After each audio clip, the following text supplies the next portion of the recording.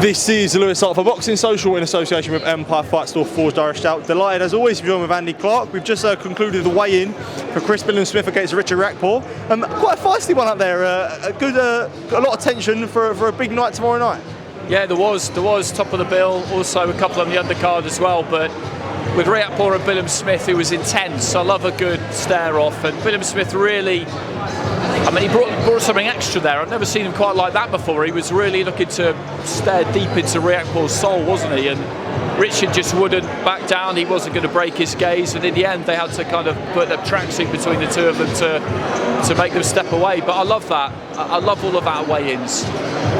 And also with Whittaker and Aranika is so confident.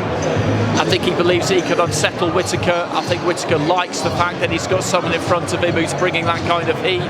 The reaction from him I really liked. And then with Massey and Chamberlain, Isaac just immediately kind of took it to Jack Massey. And as soon as one touches the other one has to do something back. And it did get out of control, which is good because we never want that. But at the same time, I love seeing that bit of edge and spikiness at the weigh-in, because this isn't fun and games. You know, it's a serious thing, and hour by hour during the week you see them change, don't you? Their mentality shifts, and there's a little bit of a darkness about them as they get closer to fight night, and that's how it has to be. When it comes to Billam Smith, Riakporhe, and I suppose everything that's gone into it, Chris, you know, he's the gentleman, and you know he's always respectful to his opponents. From the launch press conference and all the sort of fight week build-up, do you sort of sense like maybe Chris is a bit irritated by Riakporhe? Maybe the loss may eat away at him or something.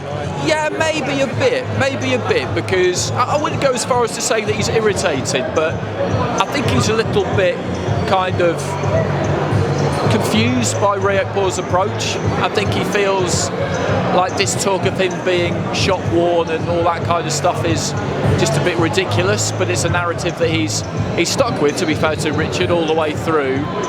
I think he's actually quite enjoying being the away fighter this time, Billam Smith, because Bournemouth has been amazing for him, but he's had 4 fights in a row down there, and it's tough because you've got a lot of demands on you during fight week, more than he's got here because he's away from there this time. So I think all in all he's enjoyed it.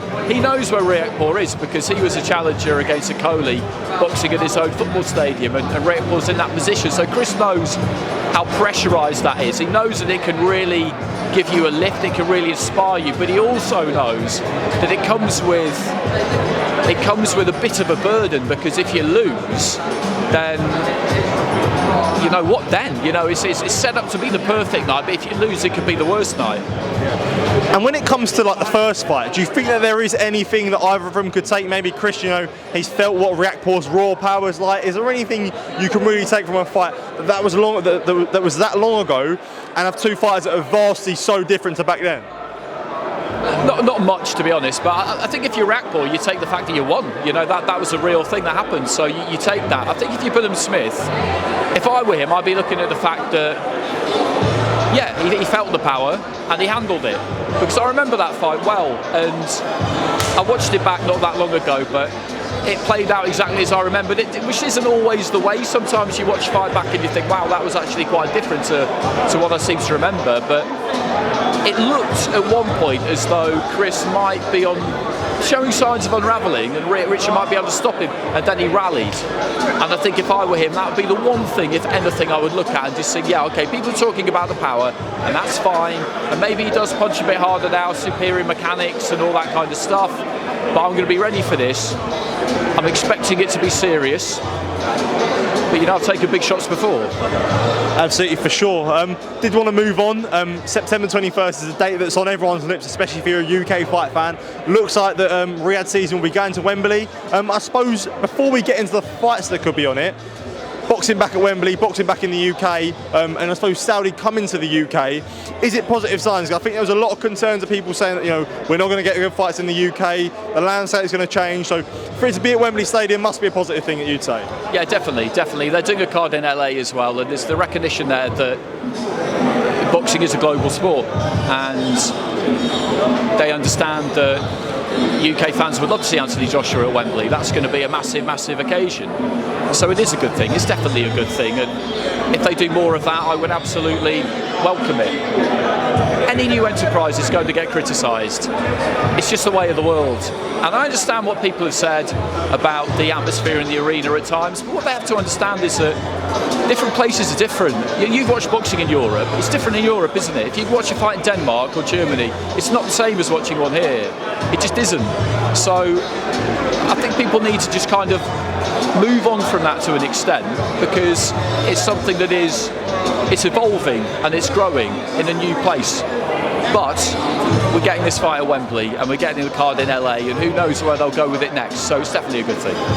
And when it comes to the main event, I think a lot of people would think it'd be Anthony Joshua against Daniel Dubois. Obviously I know that there's a little bit of question on AJ's opponent. It's definitely going to be AJ, but AJ Dubois is a fight coming off of Dubois' win, coming off of Hrgovic, everything that goes into like the sparring at GB and that. It's an exciting fight, isn't it?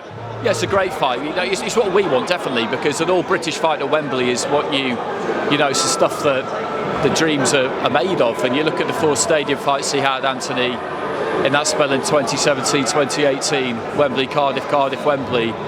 They attracted enormous interest, and none of them were Brits. And the fight that really kick-started his pay-per-view career was Dillian Whyte, because it was an all-British fight, and he was supposed to fight Dillian last year, and I'm sure that would have done really well if it had happened. So that's absolutely what we want. And Dubois there on merit, he's legitimate. It's not the case that you're just looking to match him with a Brit in the top 15 because you think it'll be easier to sell. He's earned his place by beating Hrgovic. So it's just what could possibly get in the way of that happening? I can't think of anything really. Is this a dangerous time to fight Daniel Dubois, given the recent form under Don Charles? I know he brought Kieran Farrell in and he looked really good there. Obviously, the 2 wins, the back-to-back wins that Dubois has got, AJ would probably be the favourite for that, but it also recognises that it could be a dangerous time to fight someone like Dubois.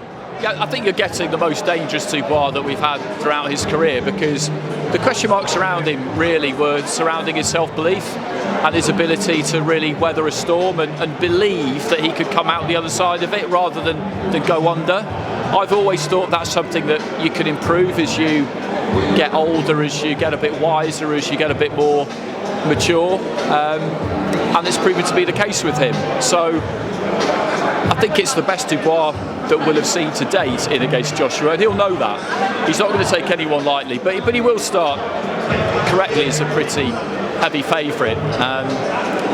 And he'll look at that fight against Hrgovic and just think, okay, it's one thing taking right hands from Filip Hrgovic, all due respect. It's another thing taking right hands from me. But then again, Dubois' team will say, listen, we're not going to be walking onto right hands from you. So, no, I like it as a fight. It's a great fight. Another fight that's rumoured to be on the card. I think we spoke about it immediately after he beat Amo Williams, but that's Hamzah Sheeraz against Chris Eubank Jr. Nothing official, nothing confirmed, but I know that's a fight that Sheeraz wants. If he were to see Sheeraz v Eubank Jr. at Wembley Stadium, how great of a fight that is between two, I suppose, another domestic middleweight fight. Yeah, it's a great fight. He said to us in the dressing room straight away, didn't he, Hamzah, on the night that he wanted Eubank, and I thought, great, that's always have a name in your mouth, always. And that's the ideal one, because Eubank is about big fights, isn't he, and big money. That's what he's shown us throughout his career. And it's the biggest one out there for him, because that Conor Benn fight's not going to happen. It can't happen in the UK, and therefore I think that just basically rules it out. What else is there out there for him that's going to have the same kind of profile as this and make him the same kind of money? I can't think of anything. And for that reason, I think it will draw Eubank in. And Eubank, of course, will be 100% confident that he'll win, because he's coming into the back of it off a really good performance against Liam Smith. Definitely. On the topic of big heavyweight fights in Saudi Arabia, Fury Usyk 2 looked like December 21st. When you look at it on, I suppose, basing off the first fight, what would you say Fury has to do to, I suppose, turn the tide, or if you believe do you believe he can turn the tide, I guess? I think Fury will watch that first fight back and he'll think to himself, never mind how you scored the first 6 rounds. After 6 rounds, I was on top there. I was the boss. He was feeling it. And if I could have kept that pressure up and kept it on him, then I could have stopped him in the second half of the fight. That's how it looked to me. That's what I was thinking at the time. That Usyk was being taken to a place that he'd never been taken to before, and the size difference was beginning to tell. I give Usyk the credit for being able to turn that around, for being able to stem the tide and then turn it. I don't really blame Fury and feel like he let him off a hook. but that's what Fury will think when he watches it, because they hold themselves to such an exacting standard. He will watch that and he will think, I should have kept it on him there, even at the risk of blowing a gasket. I should have kept it on him, and maybe if I couldn't have got him out of there, I'd have been grimly hanging on towards the end. But I think he'll feel that he let him off the hook, and therefore that he can win the rematch. In your opinion, do you think that the rematch will happen on that day? I do, yeah. Yeah, because I spoke to Johnny and he wasn't really so sure. Yeah, I know. I understand why, because it's a long way away, but there was no way they could do it in mid-October after that fight, after how hard it was. It's not long enough to recover. Because that's the kind of fight that takes a lot out of you, and I mean that's another thing for Tyson. Him and Wilder took a lot away from each other, and that fight against Usyk is going to take another chunk off him. It's going to take a chunk off Usyk too, but it's going to take another chunk off Fury. If he manages to come back and win, it would be a massive, massive win, an enormous achievement. But I do think it will happen because I think they both want it, simply. Last one from myself. A couple of weeks ago in Saudi Arabia, you did launch a new book, so I suppose being an orphan out, everything all going well there?